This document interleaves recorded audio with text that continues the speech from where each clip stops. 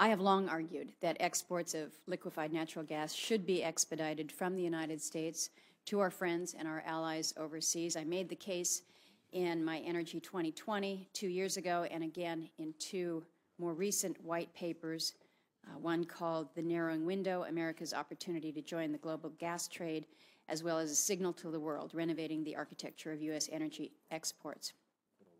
Know from the outstart that I fully support the bill that we have in front of the committee. I think it's the culmination of years of legislative work here in the Congress. I can remember when Senator Dick Lugar, who introduced in December of 2012, laid out the concept that exports for NATO members should receive expedited treatment over at the DOE. And as proposals came forth, more and more countries were added to this prospective list: Ukraine, Japan, India, and eventually the entire World Trade Organization. Just yesterday, we voted on Senator Cruz's WTO amendment as part of the ongoing Keystone XL debate. Last year, legislative activity turned to the approval process over at DOE.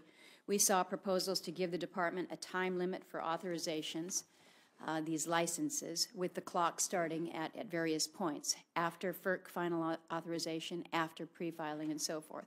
Many colleagues co-sponsoring this current legislation were involved in those efforts, as was our former colleague and member of the committee here, Senator Mark Udall.